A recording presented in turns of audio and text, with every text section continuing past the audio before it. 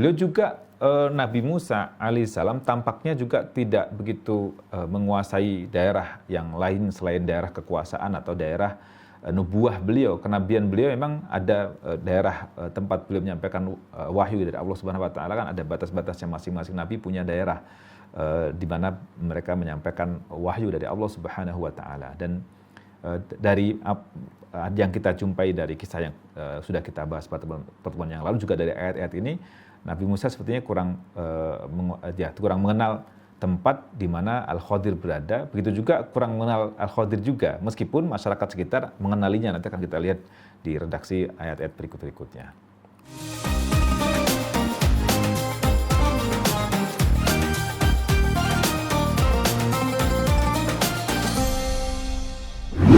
Baik. Ya. Dari ayat ini kita bisa ambil beberapa pelajaran penting. Yang pertama, tentu sebagaimana yang sudah kita bahas sebelumnya, bahwa hendaknya kita tetap belajar, bahkan atau meskipun kita belajar kepada orang yang tidak level sama kita, atau mungkin secara kemampuan boleh jadi dipandang tidak sehebat kita misalnya. Jadi ta'allum ala man dunana. Jadi kita belajar dari orang yang lebih rendah dari kita. Jadi kita ketahui Nabi Musa alaihissalam sebagai bagian dari ulul azmi, 5 hamba Nabi Allah Subhanahu wa taala yang mulia, salah satunya adalah Nabi Musa alaihissalam, tapi belajar kepada Al-Khadir yang tidak populer, tidak masyhur, tidak terkenal dibandingkan dengan Nabi Musa alaihissalam. Tapi Nabi Musa alaihissalam tetap bertekad penuh, pokoknya benar-benar dengan kesungguhan yang sangat luar biasa, beliau berangkat mencari Al-Khadir. Nanti akan kita lihat bagaimana keseriusan Nabi Musa alaihissalam dalam belajar. Yang kedua, bagaimana tawadhu'nya Nabi Musa alaihissalam. Jadi meskipun nggak terkenal, calon gurunya nggak terkenal, tapi Nabi Musa alaihissalam tetap bertekad untuk menemui tadi itu sebagai bentuk tawadhu'nya Nabi Musa alaihissalam. Sebagaimana yang kita sudah bahas, bahwa ketika ada yang bertanya kepada Nabi Musa alaihissalam, siapa yang paling tahu di antara manusia, Nabi Musa mengatakan, ana a'lam, aku yang paling tahu. Dan itu kemudian Allah tegur dengan agar belajar atau pergi berguru kepada Al-Khadir. Sebenarnya masalahnya adalah ketika Nabi Musa alaihissalam tidak menyebutkan atau menisbatkan ilmu itu kepada Allah Subhanahu wa taala. Begitulah hendaknya kita. Jadi ketika kita menyebutkan sesuatu, jangan lupa katakan wallahu a'lam. Allah yang lebih tahu. Wallahu a'lam. Jadi jangan sebutkan wallahu a'lam ya. Kadang orang menyebutkannya secara salah. Ini saya tuliskan ini, wallahu a'lam. Wallahu a'lamu. Allah lebih tahu. Allah lebih banyak yang ilmunya, wa fawqa kulli dzi ilmin alim, di atas segala yang mengetahui ada yang maha mengetahui. Allah maha mengetahui. Wallahu a'lam. Maka kita nisbatkan ilmu itu kepada Allah Subhanahu wa taala. Baik yang kita ketahui ataupun yang kita tidak ketahui, ilmu pengetahuannya ada dari sisi Allah Subhanahu wa taala.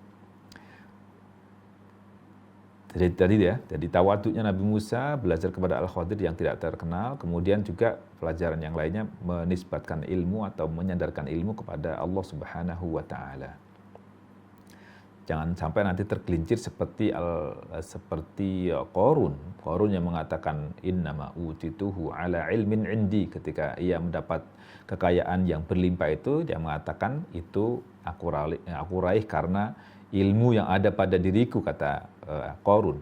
Maka Allah Subhanahu wa taala balikkan bumi, likuifaksi, hingga hilanglah semua kekayaan termasuk juga Qarunnya. Na'udzubillah min dzalik.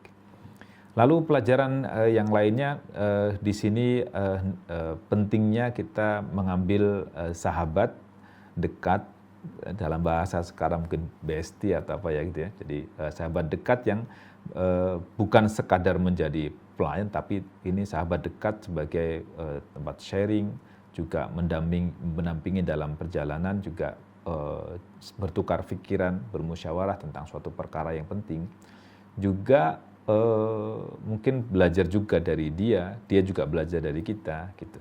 Maka di sini disebutkan oleh Syekh Sa'di beliau mengatakan di sini ada makna jawazu akhdil khadim fil hadari was safari li kifayatil mu'an. Jadi dibolehkan mengambil sahabat dekat atau pelayan atau pendamping baik ketika ketika mukim ataupun ketika safar. Ya untuk membantu banyak hal. Wa talab ar-rahah juga mungkin supaya bisa meringankan dan meringankan beban. Kama fa'ala Musa alaihissalam sebagaimana yang dilakukan oleh Musa alaihissalam. Yang kedua berkaitan dengan akhdu al-khadim, mengambil atau mencari pelayan dan pendamping atau juga sahabat dekat tadi itu, istihbabur rifqah fis safari haitsu lam yakhruj wahdahu.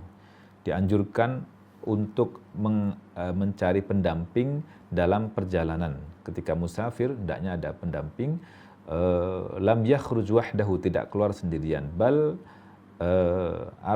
arfaqa ma'ahu fatah. Bahkan sebaiknya mengambil teman untuk mendampingi perjalanan tersebut sebagaimana yang dilakukan oleh Nabi Musa alaihissalam. Berkaitan dengan mengambil teman ini, khidmatul alim mimma yarfa'ullahu biha kama rafa'a Yusha. Membantu, menolong, melayani seorang yang berilmu itu termasuk hal yang kemudian Allah Subhanahu wa taala jadikan sebagai perantara ditinggikannya si pelayan tadi itu. Sebagaimana Yusha ibn Nun diposisikan di tempat tertinggi sebagai pendamping Nabi Musa alaihissalam. Jadi mendampingi orang saleh, mendampingi orang yang baik, mendampingi orang berilmu, maka akan terangkat pula karena menemani, mendampingi tadi itu. Jadi berkahnya bersahabat, berteman dengan orang yang baik, maka akan kecipratan kebaikan yang ada pada orang tersebut. Kebahagiaan juga keberkahan, kebahagiaan juga ilmunya. Jadi itu bentuk pemuliaan dari Allah Subhanahu wa taala karena berkhidmat kepada orang yang berilmu, maka Allah tinggikanlah derajatnya. Baik. Kemudian laisa kullu wahid yastahiqul murafaqata wa yasluha. Jadi tidak semua orang itu layak untuk dijadikan teman. Bal yambaghi ikhtiyar al-afdal. Maka selayaknya, sedianya, semestinya seseorang mengambil teman yang paling afdal, yang paling utama, yang paling baik, yang paling mulia, yang paling banyak hal positif yang dimilikinya. Wadzalika li'anna Musa alaihissalam qad ikhtara fatan min al-fityan alladhi asbaha nabiyyan. Hal itu ditunjukkan oleh Nabi Musa alaihissalam yang telah memilih seorang fatan, seorang pemuda di antara sekian banyak pemuda yang ada, alladzi asbaha nabiyyan, yang kemudian hari ternyata beliau menjadi nabi.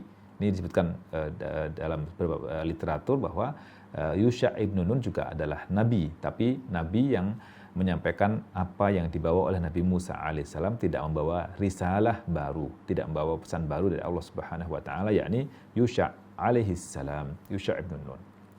Kemudian istishabus syabi, istishabus syabi qad yakunu ahyanan afdal min istishabil kabir. Maaf, ini harusnya kurang rok nih ya, ada roknya terakhir ya. Mengambil teman yang masih muda, pemuda itu kadang lebih utama dibandingkan dengan yang sudah senior, yang sudah lebih tua dan sebagainya.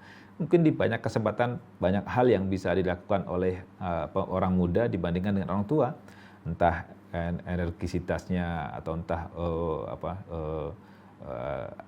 kemampuannya, kekuatan dan sebagainya ada pada pemuda. Juga mungkin pandangan-pandangannya mungkin lebih bagus juga, secara fisik dia juga lebih bagus misalnya. Ini tapi bukan berarti mengambil yang tua tidak baik, tapi pada kondisi tertentu. Qad yakunu ahyana disebutkan. Kadang pada kondisi tertentu itu lebih baik yang muda. Berikutnya lagi ada fadilatul ilmi wal hathu ala rihlati fi talabihi. Keutamaan ilmu, tadi kan keutamaan atau mencari pendamping ya. Yang berikutnya lagi fadilatul ilmi wal hathu ala rihlati fi talabihi. Keutamaan ilmu dan bagaimana kita senantiasa ada motivasi untuk melakukan perjalanan menuntut ilmu. Ya. Rahala Musa masafatan tawilah. Syekh Ali As-Salabi beliau mengutip juga pernyataan ini, rahala Musa masafatan tawilah, bahwa Musa alaihissalam itu melakukan perjalanan dengan jarak yang jauh.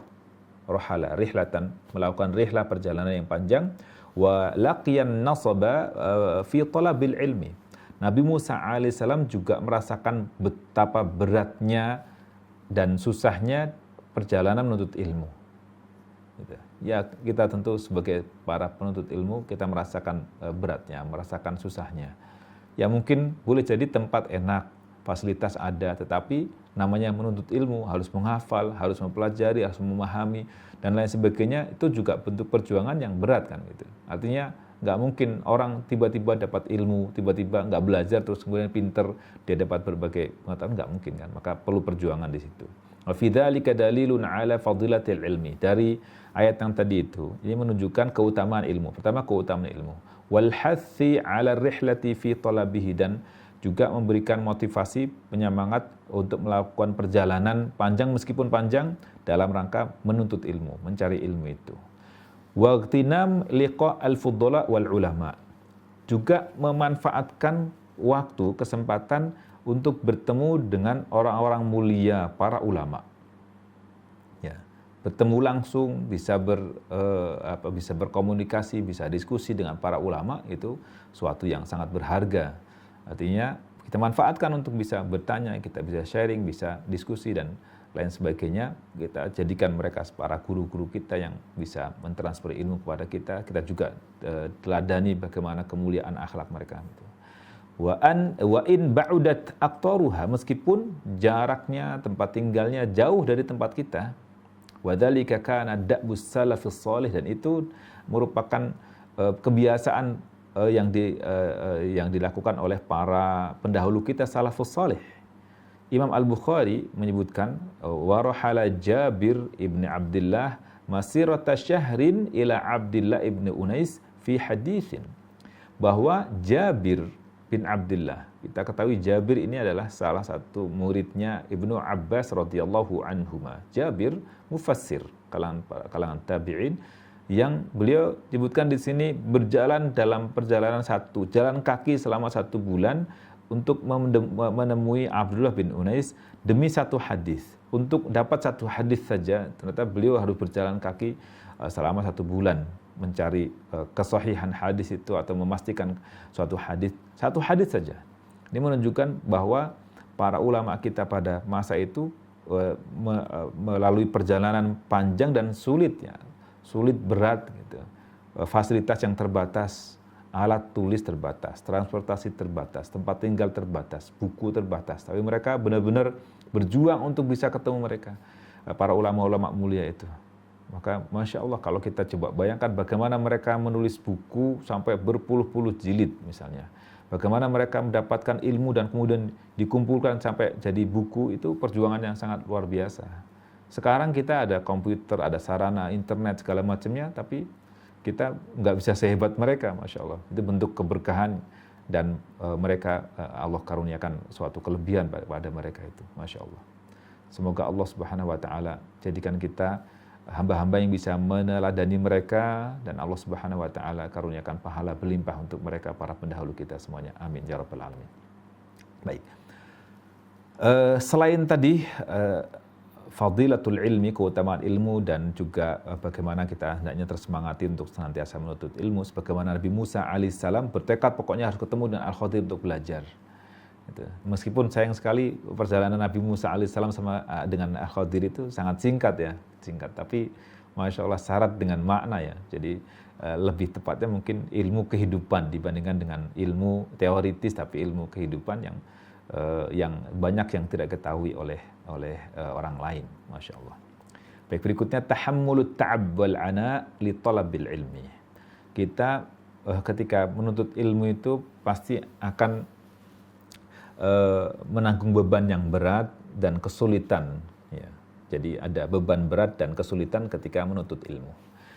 Nabi Musa alaihissalam melakukan tautinu nafsihi, tautinu Musa nafsahu, tautinu Musa nafsihi atau nafsahu ala tahammul ta'ab asyadid. Nabi Musa alaihissalam memposisikan beliau sebagai beliau sendiri sebagai pribadi yang harus sanggup menanggung beban, tahammul, menanggung beban at-ta'ab asyadid, berat dan luar biasa dahsyat, wal ana al-azim, dan juga ujian yang sangat luar biasa besar. Jadi berat, juga beban berat, juga kesulitan yang sangat luar biasa. Fis safari, dalam perjalanan itu, li ajli talabil ilmi, perjalanan untuk menuntut ilmu. Ini menjadi apa? Wa dzalika tanbihun ala annal muta'allim law safara minal masyriqi ilal maghribi li talabi mas'alatin wahidati la huqqa lahu dzalik. Ini menjadi peringatan untuk para penuntut ilmu bahwa lau safar, sekiranya ia melakukan safar, perjalanan panjang dari masyriq, dari timur sampai ke barat untuk mencari satu saja masalah, satu perkara saja atau solusi dari suatu perkara, satu masalah, itu lebih tepat baginya, lebih berhak untuk dilakukan dibandingkan dengan yang lainnya. Artinya untuk mencari satu solusi atau mencari satu ilmu saja, itu meskipun berjalan dari timur sampai ke barat, hendaknya dilakukan. Ya, sebagaimana yang dilakukan oleh para pendahulu kita semuanya. Kemudian poin berikutnya lagi dari ayat yang tadi, wa idh qala Musa li fatahu la abrahu hatta ablugha majma'al bahraini aw amdiya huquba. Di sini ada makna rihlatul alim fi talabil izdiyadi minal ilmi. Rihlatul alim, perjalanan seorang yang berilmu atau ilmuwan, fi talabil izdiyad, dalam rangka mencari tambahan ilmu. Fi talabil izdiyad, jadi mencari tambahan, bukan lagi orang qanaah dengan ilmu yang dimilikinya, orang cukup dengan apa yang diketahuinya, nggak perlu menuntut ilmu lagi, enggak. Sehebat-hebatnya orang, sebanyak-banyaknya ilmu yang didapat, hendaknya dia tetap menuntut ilmu. Beberapa hari yang lalu saya dengar dari seorang dokter yang bertetangga dengan seorang yang Masya Allah luar biasa, seorang bapak. Ada bapak-bapak umurnya 74 tahun, udah pensiun lah, 74 tahun, dokter spesialis apa gitu ya, pokoknya dokter spesialis, kalau nggak salah obgyn lah, spesialis kandungan gitu. Umur 74 tahun, terus dia minta izin kepada istrinya dan anak-anaknya, izin untuk kuliah lagi, udah pensiun untuk kuliah lagi, umur 74 tahun. Ambil S3, kuliah S3 dia. Kuliah S3 dan tadinya nggak diizinkan oleh istri dan anak-anaknya, tapi kemudian ternyata ya dengan izin Allah Subhanahu Wa Taala diizinkan untuk kuliah lagi dengan kondisi fisik yang lemah, otak pikiran yang sudah tidak fresh seperti dahulu. Beliau tetap berjuang masuk, Masya Allah, akhirnya masuk kuliah, baru semester 1 sekarang masuk kuliah S3-nya, Masya Allah. Jadi katanya di antara yang diharapkan itu menjaga supaya tidak sampai pikun, katanya. Dan sebaik-baik ilmu yang menjaga kita adalah ilmu Al-Quran. Menghafal Quran insya Allah. Semoga Allah jaga kita dari pikun. Dan ada doa itu kan, semoga Allah Subhanahu Wa Taala hindarkan kita dari penyakit pikun, dan semoga Allah Subhanahu Wa Taala jaga kita semuanya baik sehat walafiat selalu. Amin ya rabbal alamin. Fi rahili Musa li talabil ilmi wa tarkil qu'udi 'inda Bani Israil. Pada perjalanan Nabi Musa alaihissalam untuk menuntut ilmu dan meninggalkan Bani Israel, jadi beliau enggak duduk manis menemani Bani Israel, ya, beliau tinggalkan duduknya beliau bersama Bani Israel itu, beliau tinggalkan kebersamaan bersama Bani Israel itu, li ta'limihim wa irsyadihim, beliau tinggalkan juga dari proses transfer ilmu, ta'lim kepada Bani Israel dan membimbing Bani Israel itu. Di sini ada apa? Dalilun 'alal bad'i bil ahammi fal aham. ini menjadi dalil akan pentingnya kita mendahulukan yang lebih penting dari yang penting. Jadi dahulukan yang penting dari yang paling penting dari yang penting. Gitu. Fa inna ilmal insani wa ziyadata ilmihi aham min tarki dzalika min tarki dzalika. Karena seorang menambah ilmu itu lebih penting daripada dia nggak nambah ilmu itu. Min tarki dzalika awil istighal bitta'limi min duni tazawudin minal ilmi. Atau orang sibuk untuk mengajar, sibuk transfer ilmu tapi tidak tazawud minal ilmi, tidak menambah ilmu yang harusnya dimiliki. Jadi ada ungkapan faqidus syai' la yu'tih gitu ya. Orang yang kehilangan sesuatu nggak mungkin bisa memberi sesuatu itu kepada orang lain kan gitu. Maka kita jangan sampai qanaah dengan ilmu kita. Jadi kalau qanaah dengan ilmu kita, kemungkinannya itu akan kurang ilmu kita. Nggak mungkin ilmu kita tetap segitu terus, nggak mungkin. Pasti berkurang, justru berkurang karena nggak dikembangkan, karena nggak nambah lagi. Nggak diasah juga, nggak ditransfer juga, nggak diulang-ulang juga, akhirnya hilang kan gitu. Ya kita aja misalkan dulu yang belajar fisika, belajar matematik dan sebagainya, yang nggak diulang-ulang, nggak dipelajari, nggak dipakai lagi, lupa, dikit demi sedikit lupa.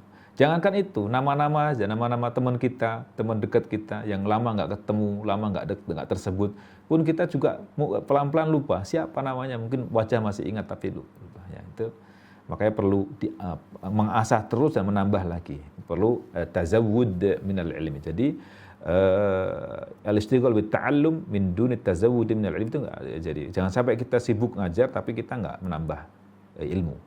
Wal jam' bainal amrayni akmal. Tapi kalau kita bisa menggabungkan dua tadi itu, duduk ngajar dan juga sekaligus juga belajar, itu akmal. Itu lebih sempurna, itu lebih tepat. Jadi selain kita mengajar, kita juga belajar. Selain belajar, kita juga mengajar.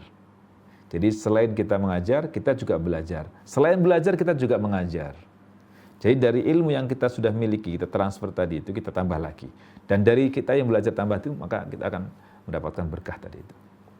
Ya, jadi yang paling sempurna adalah kita belajar dan mengajar.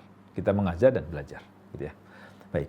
Kemudian yang poin berikutnya lagi berkaitan dengan ayat wa idh qala Musa li fatahu la abrahu hatta ablugha majma'al bahraini aw amdiya huquba. Di sini hendaknya seorang yang akan pergi lalu membawa pendamping atau membawa orang yang melayani dia, yang membantunya itu, hendaknya dia tawdihul hadaf lil murafiq. Hendaknya dia menjelaskan tujuan target dari perjalanan itu kepada yang mendampingi, yang menemani tadi itu. Jangan sampai nanti gitu. Ya mungkin nggak ada larangan juga sih, tapi akan lebih baik kalau dia menjelaskan akan kemana, targetnya, tujuan kemana, terus mau ngapain lah gitu. Meskipun juga kadang para guru kita kadang ngajakin kita terus nggak ngasih tahu, pokoknya udah kita percaya aja lah, nggak ngasih tahu misalnya, nggak apa-apa juga, tapi akan lebih baik sekiranya perlu persiapan. Kan gitu, mau pergi berapa hari, sekian hari, mungkin akan dihitung juga berapa bekal pakaian yang harus disiapkan. Jadi perlu tawdihul hadaf lil murafiq. Hendaknya memberikan penjelasan target, tujuan perjalanan berapa lama dan segala macamnya kepada orang yang mendampingi. Innal musafira li talabi ilmin aw jihadin aw nahwihi idza qadatil maslahatu al-ikhbara bi matlabihi wa aina yuriduhu fa innahu akmal min katmihi. Seorang yang ingin bepergian, musafir untuk menuntut ilmu atau berjihad atau yang serupa dan lain sebagainya, kalau sekiranya ada maslahat dalam hal memberikan informasi, menjelaskan tadi itu tentang apa yang akan dicapai, apa yang akan target yang akan ditempuh, misalkan perjalanan yang akan ditempuh dan mau ngapain dan sebagainya itu, kalau sekiranya ada maslahat yang lebih ketika dia harus menjelaskan itu, fa innahu akmal min katmihi, maka hal itu menyampaikan, menjelaskan tadi itu akmal min katmihi, lebih sempurna daripada dia merahasiakan itu kepadanya. Sekiranya ada maslahat yang banyak dari menjelaskan itu ya. Fa fi idharihi fawaida, minal i'dadi lahu ketika dia menjelaskan itu, menerangkan itu, ada fawaid, ada manfaat, ada kegunaan yang banyak. Minal i'dadi lahu uddatahu. Boleh jadi orang yang akan mendampingi tadi akan menyiapkan hal-hal apa saja yang perlu disiapkan sebagai perbekalan. Wa itsbatil amri ala basiratin wa izhari syarafi hadhil ibadah al-jalilah. Dia juga akan punya pandangan yang jernih, akan punya pandangan berkaitan dengan mulianya perjalanan menuntut ilmu, mulianya perjalanan jihad, perjalanan kebaikan tadi itu. Sehingga dengan itu maka dia akan lebih tersiapkan secara psikisnya, ruhiyahnya,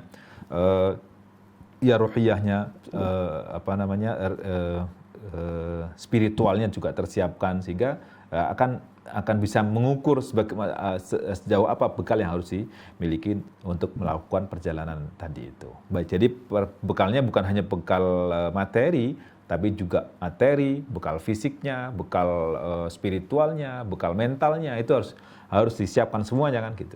Begitulah hendaknya ketika dalam perjalanan tadi itu. Baik, itu ayat wa idh qala Musa li fatahu la abrahu hatta abluwa majma'al bahraini aw amdiya huquba. Semoga bermanfaat di satu ayat ini dan semoga menjadi motivasi dan penguat langkah-langkah kita dalam menuntut ilmu, dan semoga Allah Subhanahu wa taala jadikan kita hamba yang mampu mengamalkan ilmu yang dikaruniakan kepada kita. Amin ya rabbal alamin. Sampai di sini bahasan kita, baru ayat ke-60 ya. Insyaallah kita lanjutkan di pertemuan berikutnya, ayat ke-61-nya dengan izin Allah Subhanahu wa taala. Aqulu qouli hadza wa astaghfirullah lakum wa sallallahu wasallam wa baraka ala nabiyina Muhammad wa ala alihi wa sahbihi ajma'in. Walhamdulillahirabbil alamin. Wassalamu alaikum warahmatullahi wabarakatuh.